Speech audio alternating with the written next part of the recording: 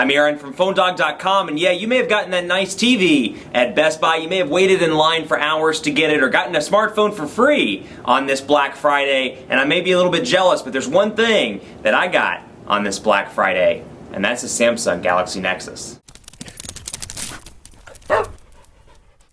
So like always, we've seen the rumors, we've seen the news, it's finally here, at least in unlocked form. Here's Galaxy Nexus. This is the HSPA Plus version. I ordered this from Expansis USA, so special thanks to my wallet, more particularly my American Express card. And special thanks to Best Buy Mobile because they hook us up with smartphones all the time for use in our One Paw Bandit game. When you go into Best Buy Mobile, you'll walk out working. When the Verizon Galaxy Nexus comes their way, you'll be able to get your email, your web, and more set up, camera settings, everything. So when you walk out that door, you're working at Best Buy Mobile. Yeah. Expansis USA does have these in stock. They're $750, and with shipping, with overnight shipping, it was $777. So it's a darn expensive Android handset, but still, it's the latest and the greatest, at least when it comes to Google. It has Android 4.0 ice cream sandwich, and it's a stock build. No carrier installed or manufacturer installed overlays. No Samsung TouchWiz 4.0 on this bad boy. It's all stock, and you can see on the box here, it's a nice long box as well, very elongated, and I can go ahead and open it up right now and take a look. So to give you a recap of the specs, ooh, there it is, Galaxy Nexus.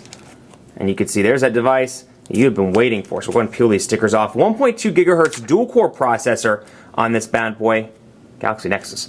1.2 gigahertz dual-core TI OMAP processor. It has a 5 megapixel camera on the back, so not 8 megapixels, but 5 with a 1080p HD video recording capabilities. Warranty card, quick start guide here in the box, and then you get your battery, which I believe is 1,750 milliamp hours. Let's take a look here. Yep, 1,750 milliamp hour battery, which is going to go right there. And I happen to have an AT&T SIM card. We're going to throw in right there. So 4.65 inch display. It's a curved display, and it's a curved 720p. So it's true HD, 720p HD display. And let's go ahead and try and get this battery cover on. Make sure I get all these little things pushed down properly. There we go. There we go. And it looks good. So you can see the build here. Very pretty device. Still made of plastic in typical Samsung form, but you can really see the curve of the Galaxy Nexus right here. So you got your power button on the right. You got your looks like little ports or little things there to charge with accessories. 3.5 millimeter headphone jack over here. A micro USB charging port. You got your volume rocker over here. And just a very curved, good-looking device. So no buttons on the bottom, no capacitive or physical buttons. They're all on screen as part of Android 4.0. You do get a front-facing camera, though. So I'm going to go ahead and let that start up. And I'm going to make sure I don't put my arm in the way so you can see what it looks like. But like I said, Expansis provides a UK to US adapter, because when you open the box, you're going to see the stock Samsung one is obviously optimized for the UK, since this is an unlocked device. You can see it starting up right now. And I guarantee like 2 of you are listening to what I'm saying right now about the adapter. But anyway, it comes with a UK adapter. That's okay. I'm no fun anyway. I'm not fun to listen to. You want to see the device. So you can see it's starting up right now. Android 4.0 headset included in the box. And it comes with a nice little Samsung headset. Can't complain there. Typical Samsung earbuds, but pretty nice for what you get in the box. Of course, it was an $800 device, so they better be pretty freaking nice. So we're going to go ahead and load that up. And I just feel, for people that do buy this, I'm sure you're going to want nice earbuds. So those come in the box. I'm going to pop those right back down in there. AC adapter as well, slash USB cable. This plugs in to this little sucker here, and is your charging cord, and then also doubles up, of course, as a USB cable. So let's go ahead and put that back down, and let's watch Aaron try and figure out how to put up. There we go, perfect. And so you get your warranty card, some reading material. Nothing too exciting in the box. What you want to see is the device. So let's go ahead and take a look at this. So you can see it's powering on right now. Welcome, English, United States. You can see it's picking up HSPA Plus on AT&T. Let me go ahead and get Wi-Fi set up for you here.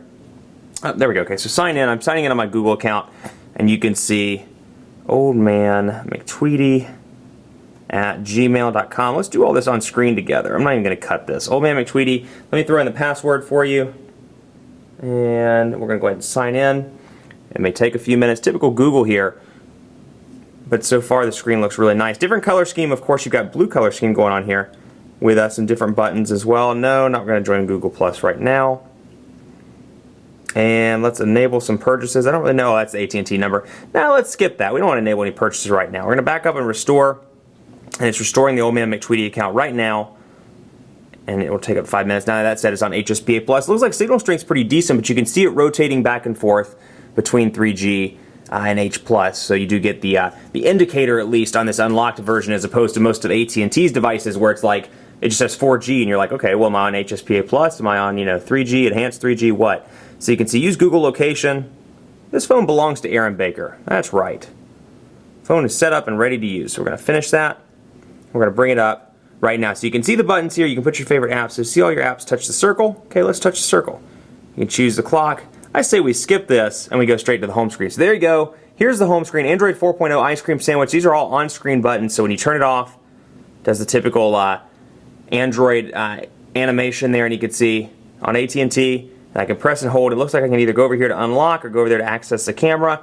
And here is our menu as well. So you get 1, 2, 3, 4, 5 home screens. This is actually my first hands-on with ice cream sandwich as well. So let's take a look and see what we can get with the apps here. So we have some apps, we have some widgets, and it looks like, bam, okay, so perfect. Books, browser, calculator, all this stock Google stuff. You can see the icons are different, calendar over here. And first and foremost, let me go ahead and turn up the display so you can see it a little bit easier, because it's definitely dark on the camera. Let's see. Go to brightness.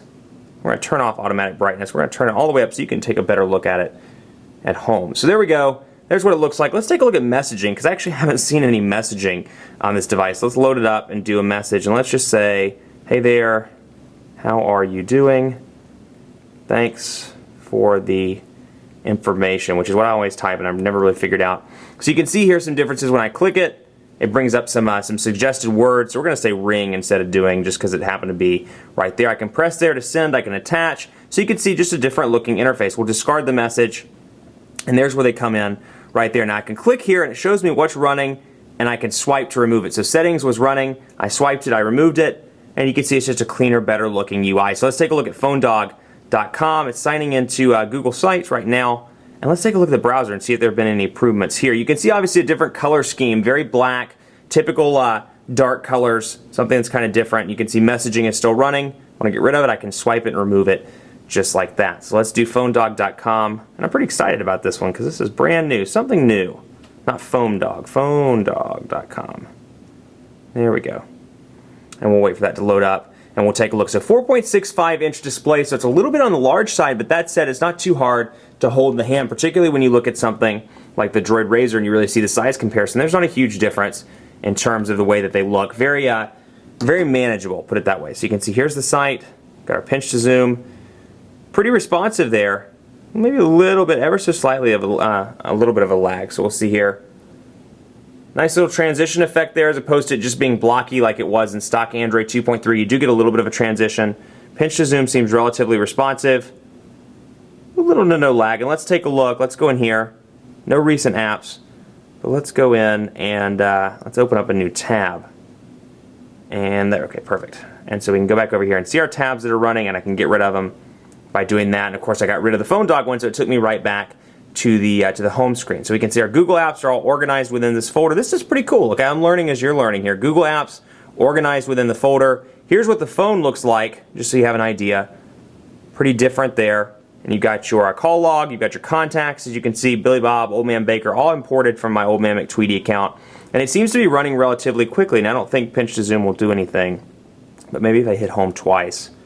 So it looks like there's no animation out of the box to quickly run at home, or quickly where you can access all 5 of the home screens at once. But I do get my apps right there, and you can see that kind of transition effect that it's doing now, a little bit different, where it kind of brings it in from the back and lifts it up. And then of course my widgets all over here, and I can easily access those, and you can see it's like kind of shifting it like that, if you will. That was my nice hand gesture version of that, as opposed to some of the older ones we've seen. But you can see there was a little bit of a lag there when I pulled out. Nothing incredibly impressive, at least in terms of the speed department, which is particularly interesting. It may be that just the device is powering up, getting set up initially, but you saw that little bit of lag.